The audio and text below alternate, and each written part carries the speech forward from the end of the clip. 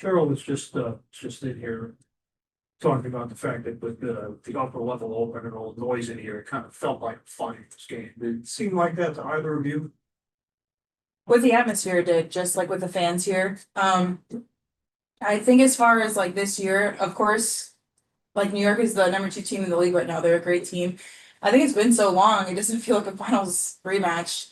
Maybe if like the schedule was different and we would have played them in the beginning of the year, it would have. But now it just feels like 2 really good teams going against each other. And I thought that's what it looked like tonight. Really fun to watch. I hope for other people. Yeah, you wanna add Yeah, something? and it's fun to play in, obviously. I mean they're a great team. And 1 and 2 going against each other. And now that we're kind of solidified in who we are, I mean it's about to be August. And it's the first time we played a team who knows a lot about themselves too. It's a lot of fun. Like I said, I just think it was just a great basketball game. And it's fun to be a part of. It's fun to compete at a high level against the second best team in the league. That's what you want, especially at home. So it was a lot of fun. I had fun. See, it seemed like there was a conscious effort, like, to get you involved in the offense much earlier than the other night. How much did that help you get into the flow of things to get rolling? Um, I don't know. I thought we were doing our normal stuff. I don't think there was like any more plays run for me than normal. I don't know. I kind of black out during the games. I'm not gonna lie. We are all consciously trying to get feet the ball at all times. I think it's just how our offense is. too. Yeah, I don't know. But I mean, of course, I was trying to be aggressive, like making sure that I was attacking the bigs, being strong, trying to get in the paint. So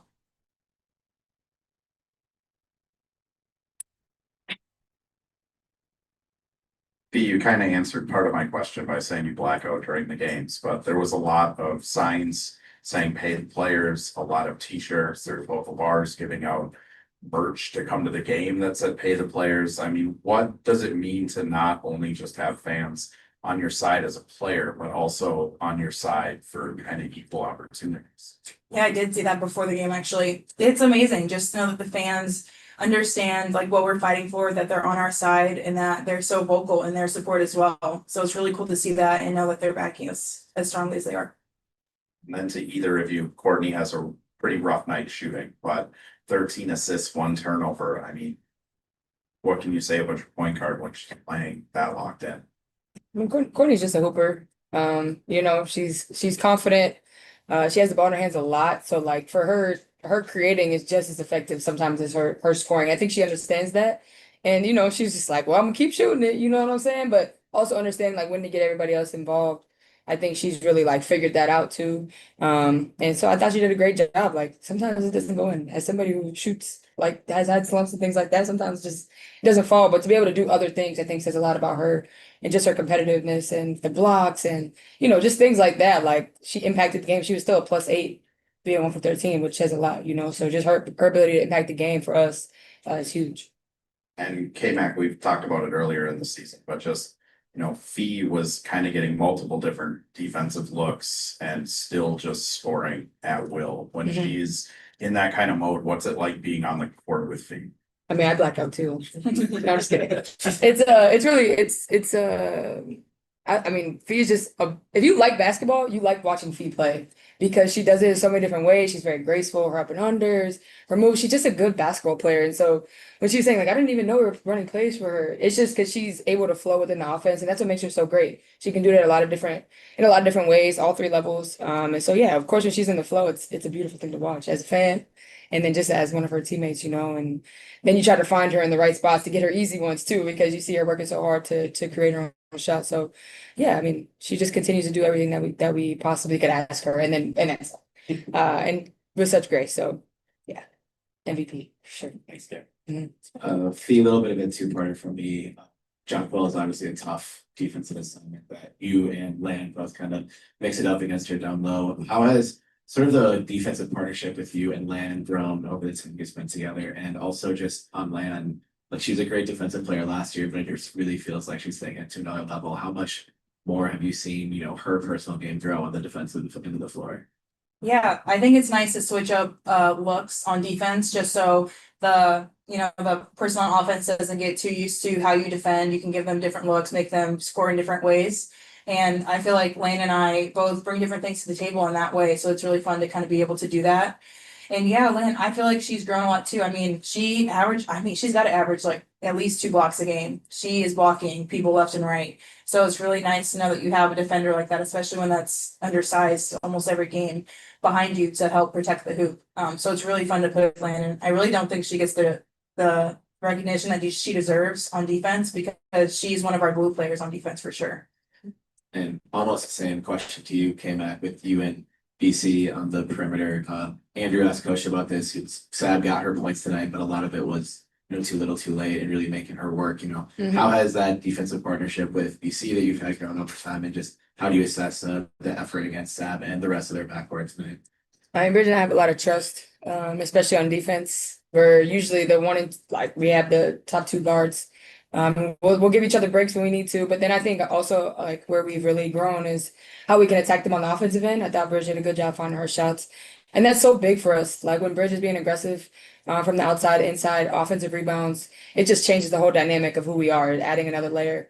And so just kind of being in her ear about that, taking her shots and helping her do that against, just the same way that Sabrina's coming at us. Like I want us to be able to take advantage of Johannes and Sabrina. The way that we did tonight, I thought just Bridget and I just being aggressive, it helps her, it helps Fee, it helps it helps her, it helps Courtney, it helps everybody, it helps our team. So yeah, just continue to get better in that way. In light of last year's finals, by the time you get to the finals, both teams usually know each other, inside and out. Assuming that there's a possibility of a finals matchup this year, obviously a lot of basketball left to be played. This is your first matchup with the Liberty. You're going to have 3 more games with them in the next 6 games. Have they thrown anything at you that you guys haven't, tonight that you haven't seen yet? Anything tonight that you guys were saying, oh, we haven't seen that out of them? I mean, I think both teams brought back their main people. Cloud obviously gives them something a little different. She is really good at getting downhill, finding shooters when she does that. So I feel like that is the biggest difference. And then of course, when Emma comes, she's gonna give them something a little different too. But I think just like last year's 2 really great teams. And if we happen to be in the finals, like first of all, we're not looking at that yet. We still have a lot of basketball to play. But again, I think it's just gonna be really great basketball. So right now, I think we're just focused on the regular season. It's damn near gonna be playoffs again. We play them so many times in a row for some reason. So I guess you guys will get your answer real fast. In the fourth quarter, you guys were up by 15 and then they trimmed it down to 4 within like a 2-minute span. Obviously, you were able to close the game strong. But I guess when you go back to look at that moment, does that raise any concern that they were able to get back in the game even though they were down 3 really important players? No, they're still a great basketball team. They have great basketball players, ones that can make really great shots. Sabrina got on a burner there at the end. She got a lot of her points kind of in the second half and in the fourth quarter. So I don't think it concerns us. I think more than anything, it's great to show our resilience once again, because teams are going to go on runs and they're a really great team. They're going to do that. But the fact that we were able to, hold them off and still win the game, I think tells a lot about us as well. What was the pregame message from the coaches to you all? I mean, not a lot. It's not like we need a lot of it. We didn't need a lot of motivation. It's also, it was just we lost our last home game. So I think the main thing was like protecting our home court before anything. Like, of course, there's so many side stories that everybody keeps talking about, but like it was a 40-minute game. Like, yes, it was New York today, but it was Atlanta the other day, and it'll be Vegas. It's like I feel like this team and this group has a really good, like we have good heads on our shoulders where we just focus on those 40 minutes. So it could have been anybody walking in here. We just weren't going to lose 2 home games in a row.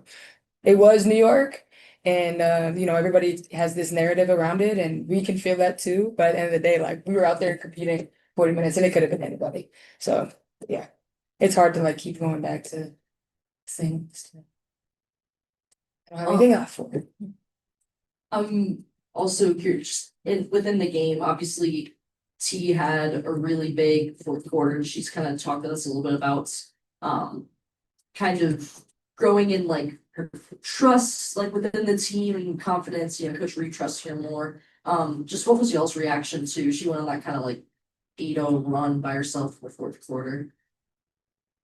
Yeah, it was awesome. I mean, we have so much trust in T. Whenever she's on the court, I trust her 100%. I think she makes Really great read. She gives us something different in that she's so quick getting downhill, but she can also spread the floor with her shooting.